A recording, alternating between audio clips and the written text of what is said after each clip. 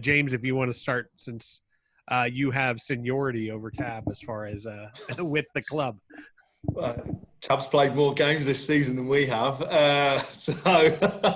We never really got started. We had 4 days of pre-season training and we got off to a great start, and everybody was fully engaged, really motivated, and we'd made some changes, brought in some new players. So everything was looking really positive, and obviously then we got shut down and we're faced with potentially a 4 or a 7 game season. So going into my second year, it's not quite turned out how I was expecting, but these are the challenges we face, and we've got to be able to deal with it, adjust and get on with it. So we've managed to get through the lockdown, and now we're back to full team training.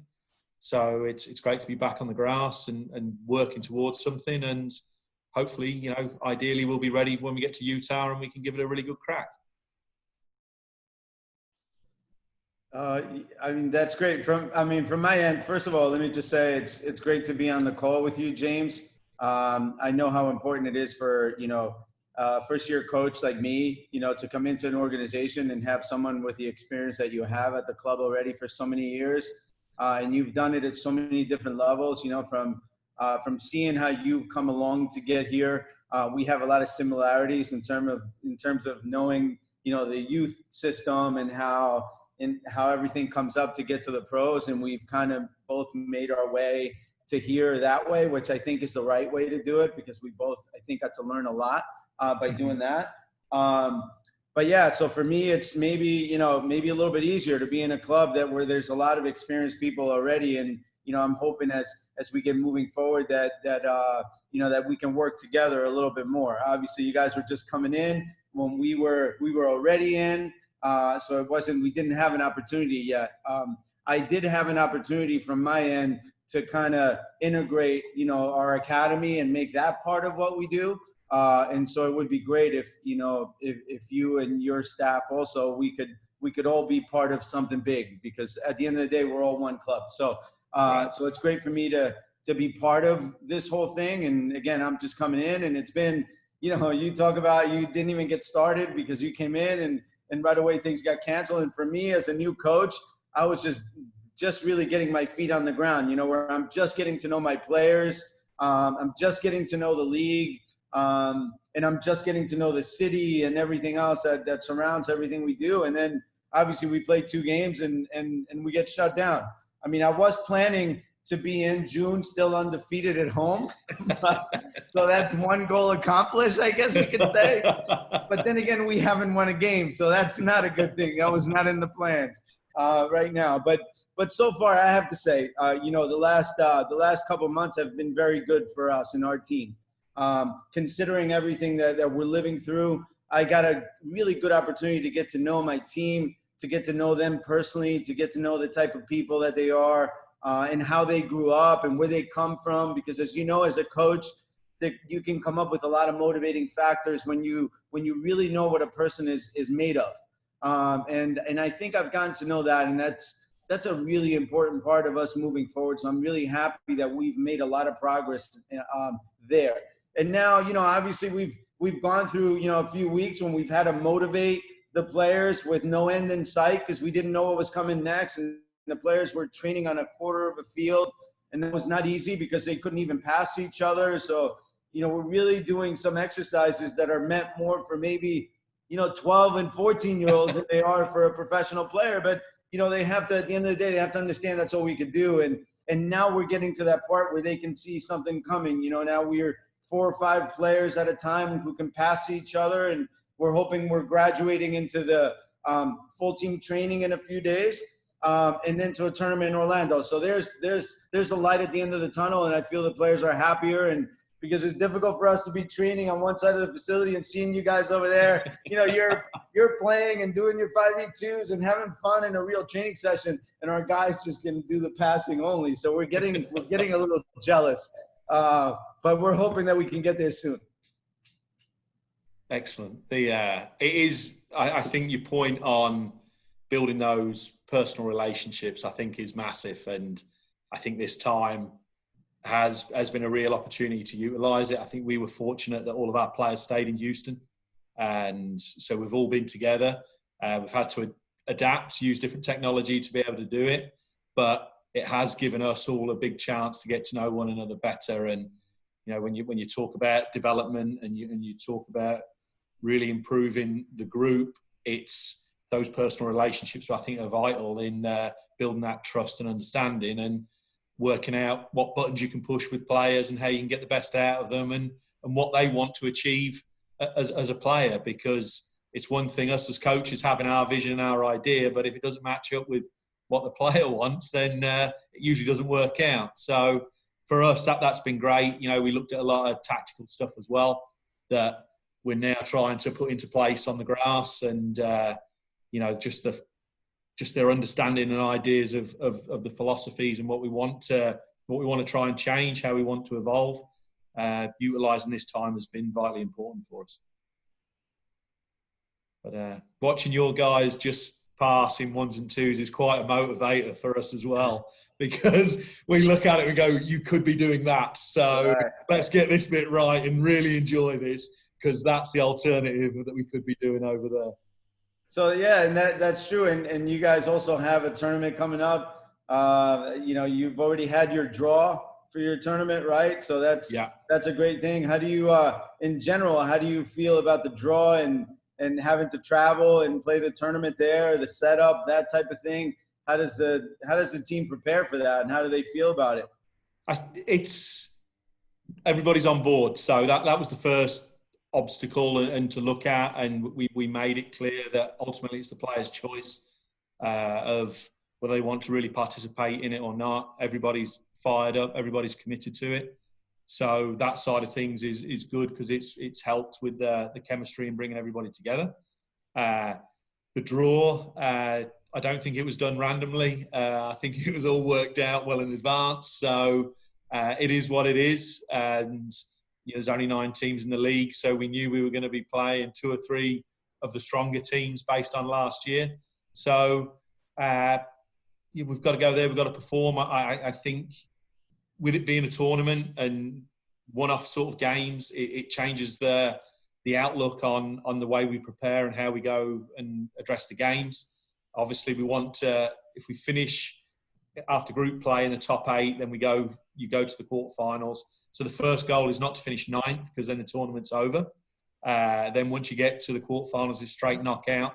So anything can happen, and I think this is an opportunity for every team in the league. I think they can look at it and go, we've got a real chance of winning it. And whereas the league over a longer period of time, the best team always wins the league.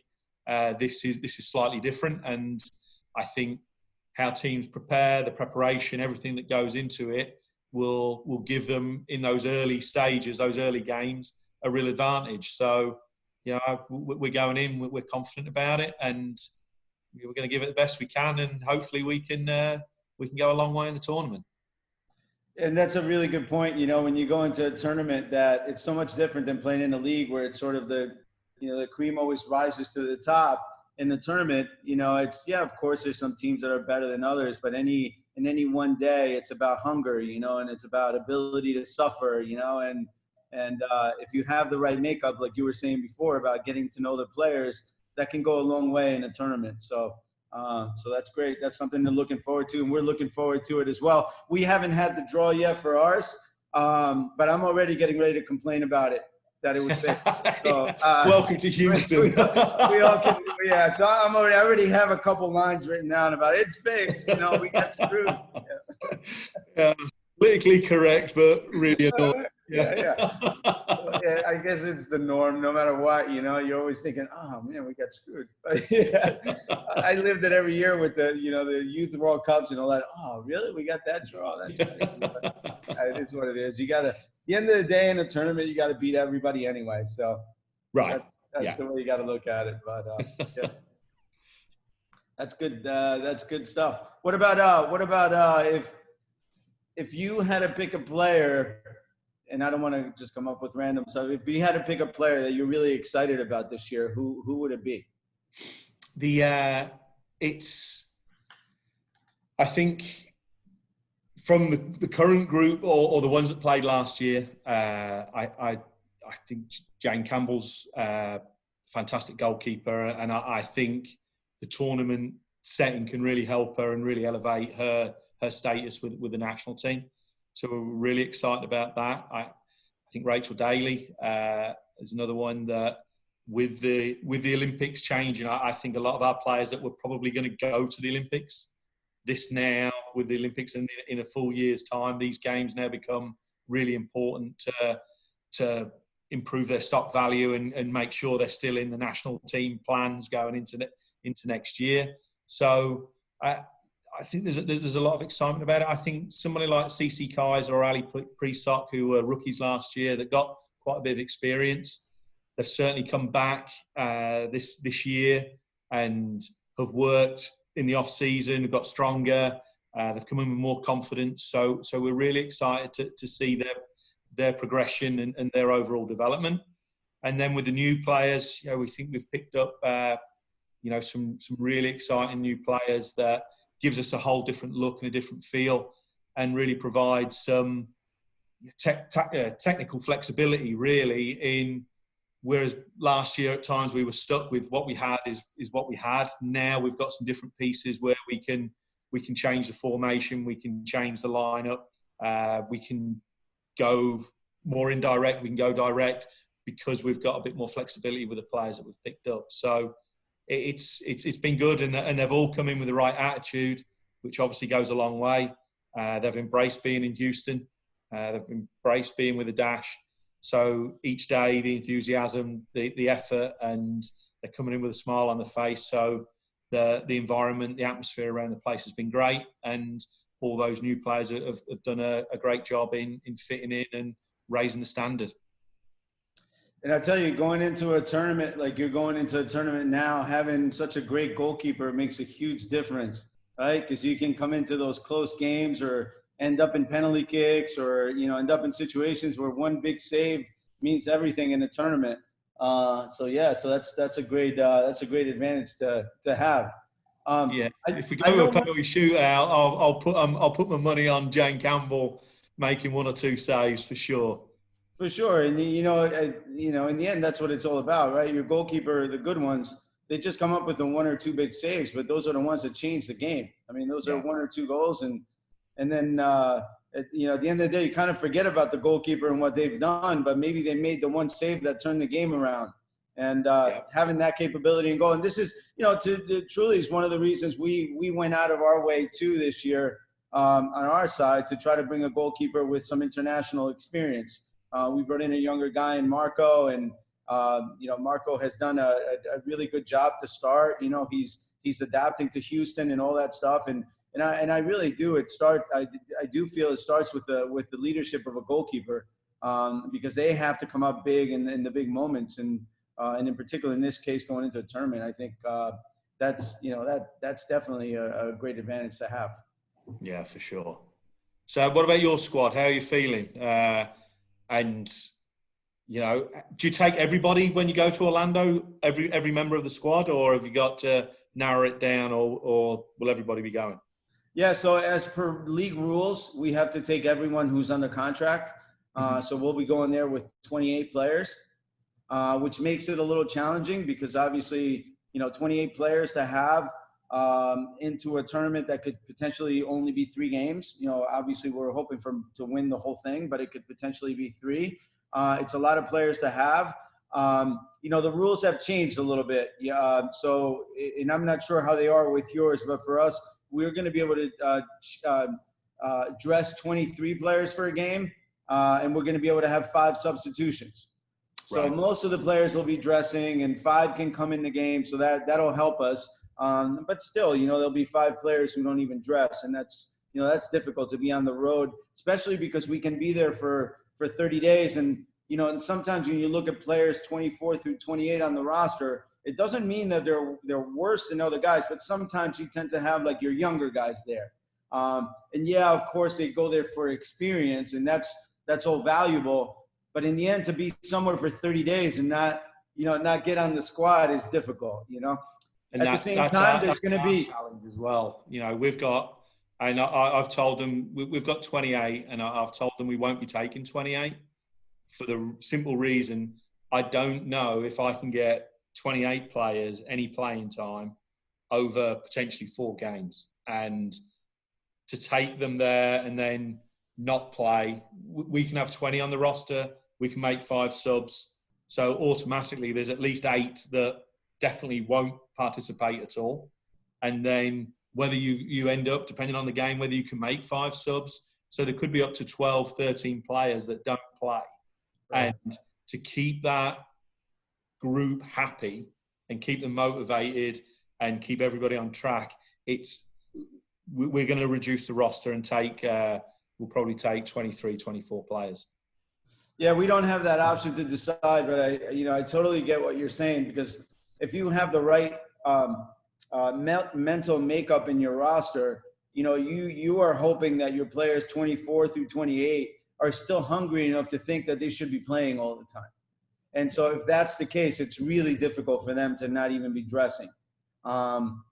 Certainly your player number, 14 through 16, they're always going to be upset that they're not playing because they feel like they should be in there. They already know, they should be moving up a little bit and getting more time.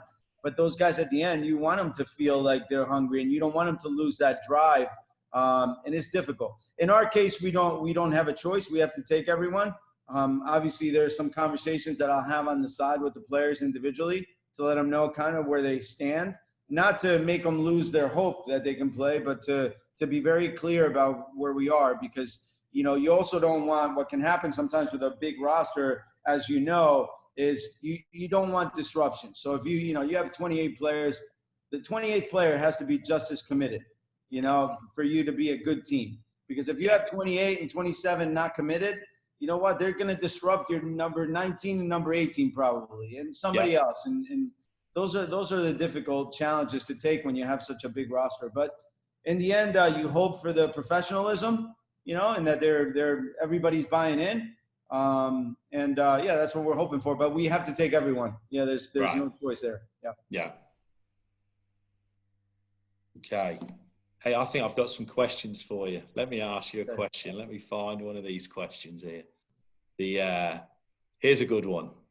So, why Houston, and what made you choose the Dynamo? I mean, that's a really good question. In a way, it's not like I can say, hey, every professional team wanted me and I just selected Houston over everyone, because that's not the case. At the same time, I have been a little selective over the last few years, only because I already had a job.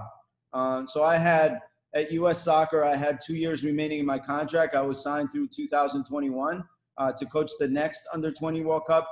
But, I just felt, if I go backwards a little bit, I took over the Under-20s in 2011 after the team had not qualified for the U20 World Cup. We qualified for the 2013 World Cup in my first cycle. We made it to the final of CONCACAF. Then the following cycle for the 2015, we qualified to the World Cup again, and now we made it to the quarterfinals of the World Cup, and we lost to Serbia on penalties, the team that ended up winning the whole thing. And then I felt like, we're making progress, and it was a really nice project for me, so I renewed my contract for 4 more years. And I felt like there's a lot more to do. And going into the next cycle, 2017, with the Under-20s, now I felt like we should really obligate our players at U.S. Soccer to be champions in CONCACAF. Because why, the Under-20 national team had never won the CONCACAF championship in our history. And I felt like, why is that the case? Of course, Mexico is good, and, different times, Costa Rica is good, Honduras is good, Panama is good. But in the end, it seems like just by chance every once in a while we should win, Right. And so I started really to tell the players that it wasn't any longer about qualifying. Now it's about being champions. And it actually worked out really well that year. And it wasn't because I said we're going to be champions, obviously, but I think it was a different mental approach to the way we went.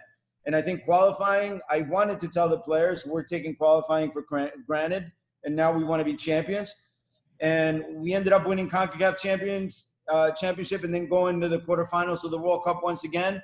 And then on my last cycle, it kind of, at that moment, I started to look at the possibility of going elsewhere and maybe going into the professional game. At the same time, I felt like, I also didn't want to make everyone feel like it was a fluke that we won one championship over 30 years and everybody thinking, hey, we were due, like at some point we're going to, so, it has nothing to do with what you're doing, which by the way, it's always about the players, as you know. It wasn't about what I was doing, but we changed the mentality and we won the championship again.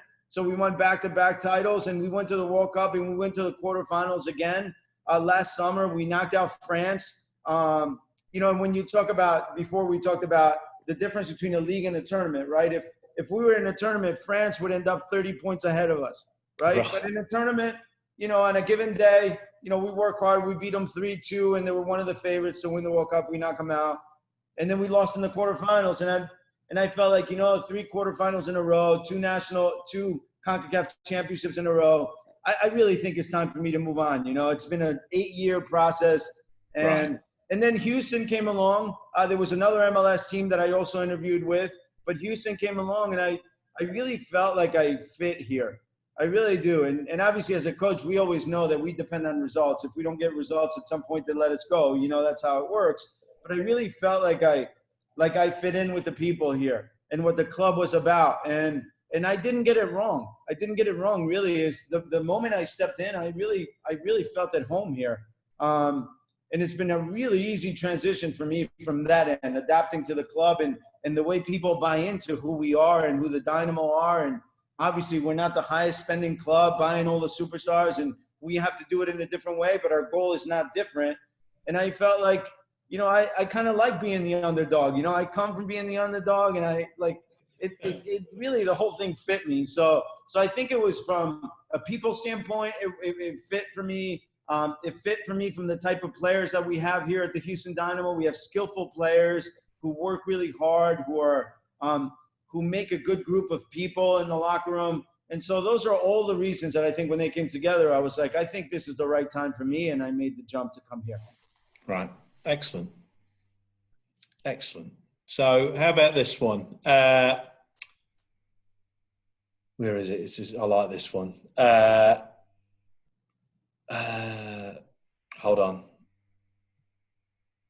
Here you go. If you could take one person you played with in their prime and drop them into the Dynamo's lineup now, who would it be and why? If there was one player that I played with that I would drop into the Houston Dynamo that could change our team in their prime, it would be Clint Mathis. Clint Mathis was amazing. A lot of people come up with sometimes with some other names that became more popular, but because Clint's career, unfortunately, was very short, especially at the top. But Clint was the cover of Sports Illustrated. When he was at his best, he was amazing. I mean, he's really the only player I played with, and that's including when I played in Spain, when I played in Mexico. The only player I played with who really had everything. He could take a perfect free kick with the right foot, but he could also take a perfect free kick with the left foot. Right. I don't know that I knew anyone else who could do that. He had speed. He could take you on 1v1. He was good in the air. He was a good passer.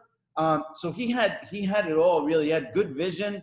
I think Clint was, for me, he's a player that would fit into any team because he was also a relentless winner. Like, he wanted to win everything in practice too. And that's definitely the guy I would drop in. No question. I can't wait to tell Eric Winalda that you didn't pick him. So, yeah, Eric would be up there in all fairness. But Clint he was something else. Yeah. Excellent. So, all right, here you go. One more for you, I think. Here, let's have a look at this.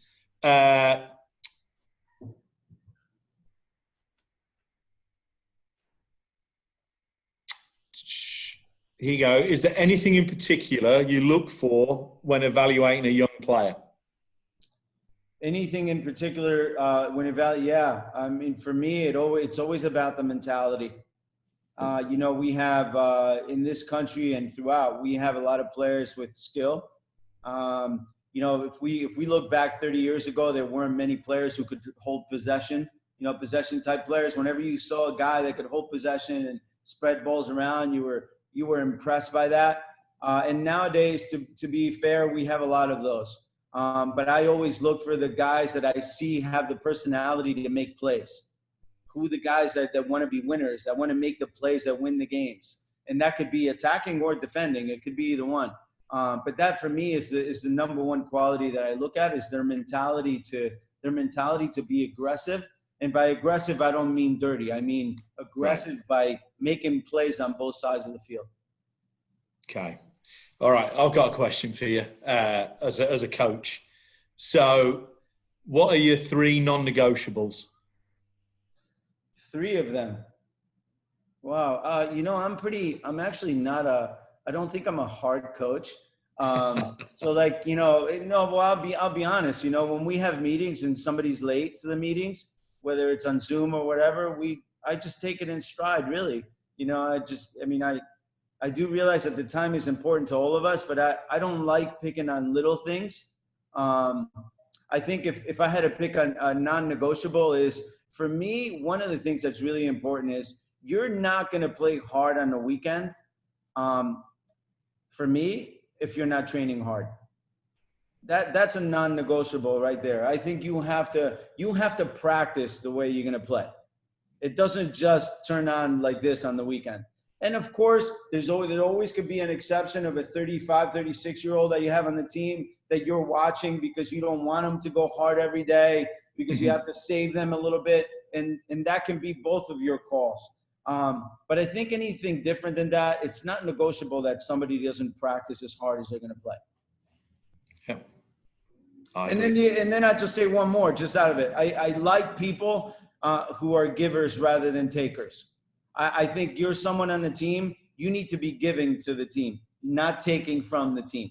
And so givers instead of takers would be my other. Right. Excellent. All right. Brilliant.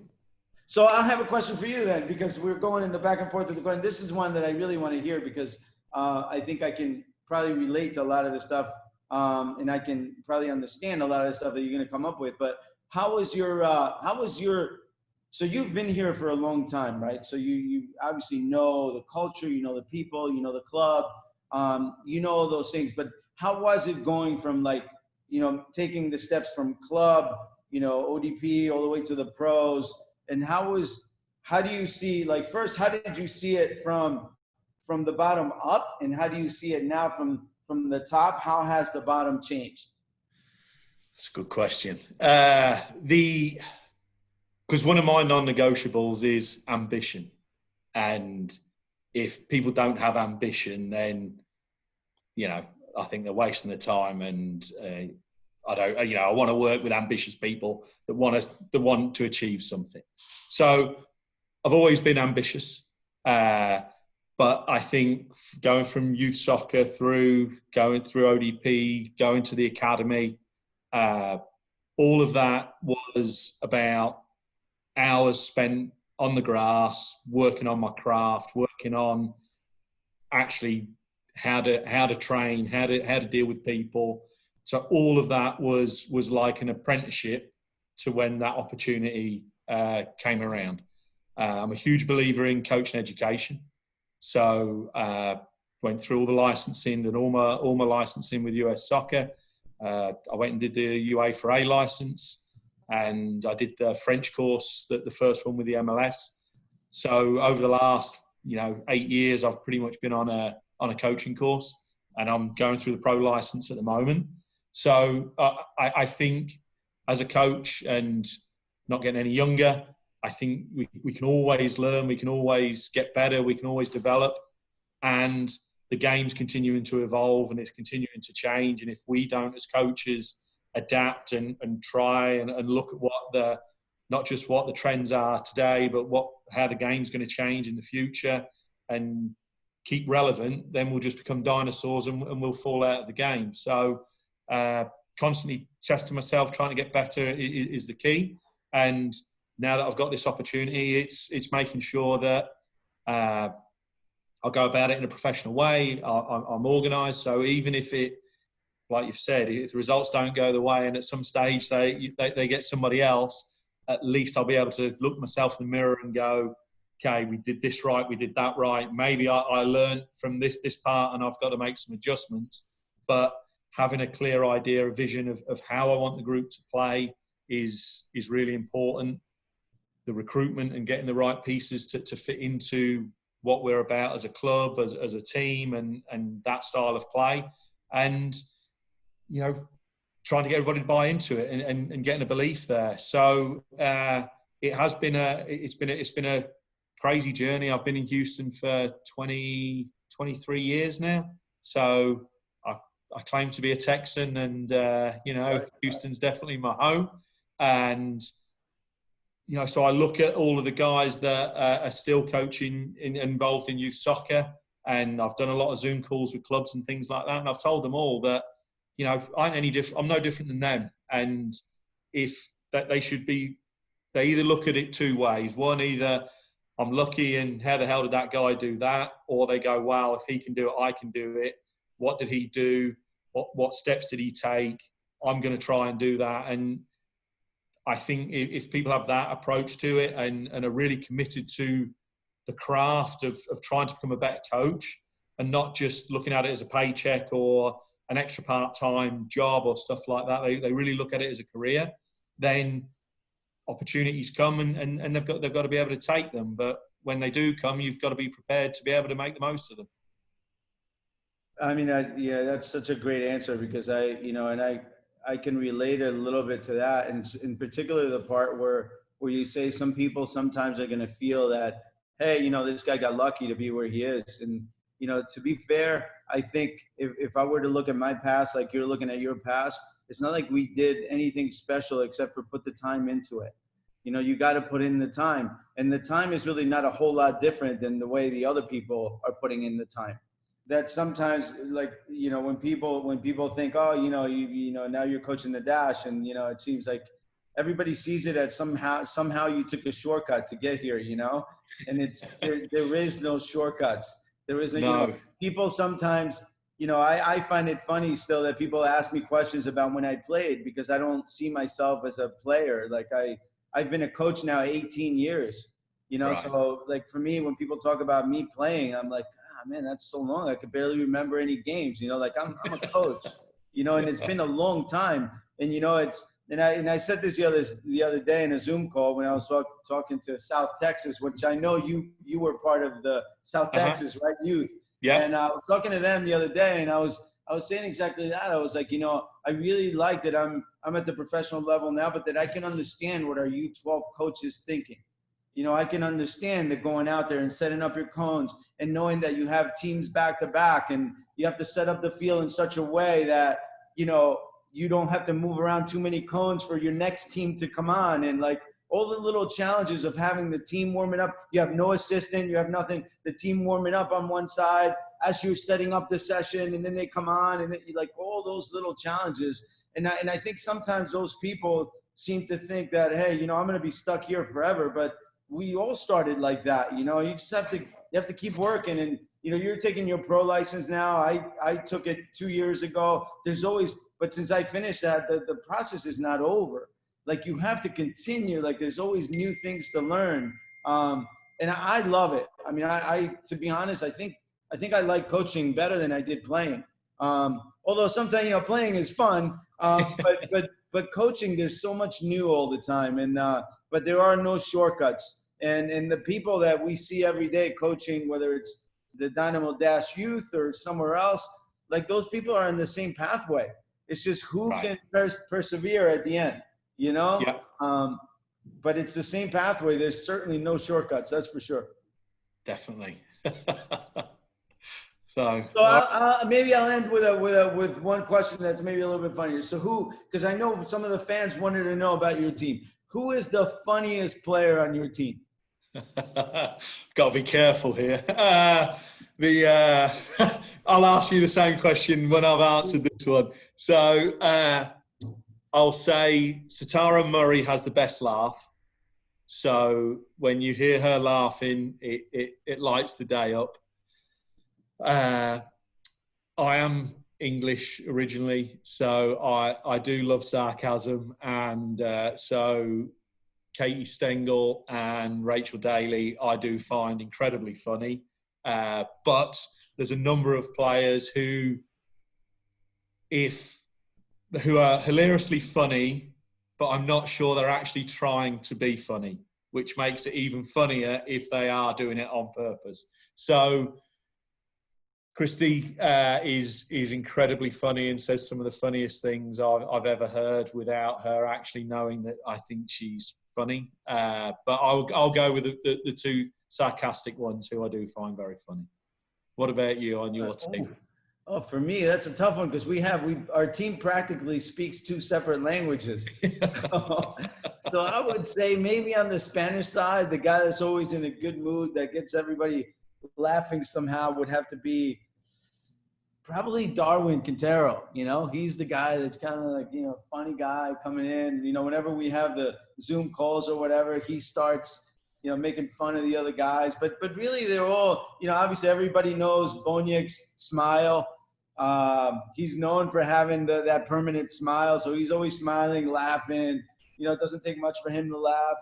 Then on the English side, I think, you know, I would have to say maybe Zarek, because Zarek is always talking, you know, and he's witty like that. But yeah, I think we have a bunch of guys that are pretty funny guys. So it's good. It's good. It helps. It will help. Yeah, I like the makeup. Yeah, it's good. You know, it's not easy. It's not easy in 95-degree weather for everybody to be serious all the time. Yeah, no, summer started today. Yeah. So, all right, I'm sure we'll be relying on that sense of humour when we're both at our tournaments in lockdown for 20 hours a day. That's right. Yeah. That was awesome, guys. Hey, thank you guys so much for doing this. We really appreciate it. Okay, no problem. No and problem. James, looking forward to seeing you over there in the field. Yeah, absolutely. All right. Have a good night. I'll see you tomorrow. You got it. If you guys need anything, let me know. All right. Thanks very much. Likewise. All see right. you later. Yeah. Bye.